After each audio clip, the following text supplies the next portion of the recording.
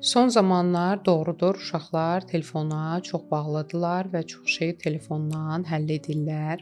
Onu da deyim ki, kim sevmir axı telefonu? İndi bu gün hamımızın dəbdəbəli, ən azı sadə də olsa evimizdə hər birimizin telefonu var. Telefon artıq bizim həyatımızın bir parçasına çevrilib. Bu realdır.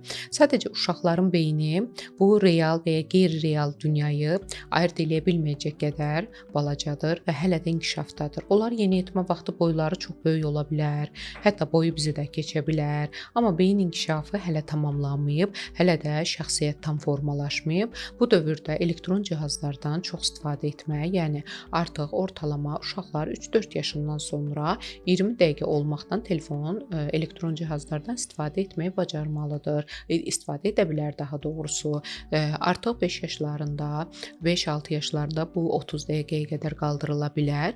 Kiçik məktəbli yaşında isə artıq 40-45 dəqiqə, yeniyetməlik dövründə saat yarım, 2 saata qədər gün ərzində bir oturumda yox. Məsələn, yarım saat baxdı, sonra getdi, dərslərini oxudu, başqa bir şeylərlə məşğul oldu. Yekunlaşdırandan sonra bir 40 dəqiqədə yenidən telefona baxdı, istifadə elədi. Bu şəkildə davamlı yox, gün ərzində bu saat yarım, 2 saatı bölərək övladlarımıza elektron cihazları istifadə etməyə şərait yaratmalıyıq. Çünki uşaq cəmiyyətə çıxır, uşaq dostları da bundan istifadə edir və bu zaman uşaqlar təzyiq altında olurlar. Sən telefonun yoxdur. Sən bu oyunu bilmirsən. Sən filan şeydən xəbərsizsən. Bu şəkildə uşaqlara təzyiq göstərərək, bul edərək onları şəxsiyyətini alçaldırlar və bu da uşaq özünü yetərsiz hiss edir, özünə güvəni düşür. Elektron cihazlar normasında istifadə olunduqda, faydalı istifadə olunduqda heç də zərərli bir vasitə və cihaz deyil.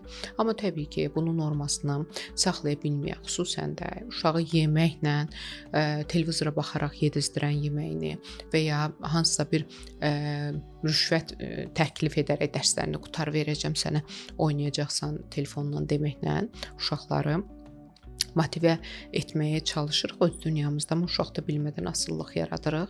Burada valideynlər nəyə diqqət eləməlidir? Birinci özü model olmalıdır. Əgər ana-ata çox istifadə edirsə elektron cihazlardan, uşaqda da bu maraq getdikcə böyüyəcək. 2. O ailədə əgər ünsiyyət problemi varsa, uşaq konfliktlərdən uzaqlaşmaq üçün, ünsiyyət tələbatını ödəmək üçün elektron cihazlar və ya telefonla maraq göstərəcək. Və 3-cü ən əsas xüsusiyyət, uşaqlar da dayı rolunu oynamamalıdır elektron cihazlar. Uşaqlarda elektron cihazlar uşağın sakit dursun deyə ona verəcəyimiz bir vasitə olmamalıdır.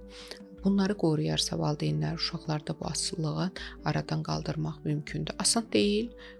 Saatlarla 8-10 saat, 15 saat telefona baxan bir uşaq təbii ki, birdən-birə bunu azalda bilməz. Amma bunu etap-etap azaltmaq mümkündür.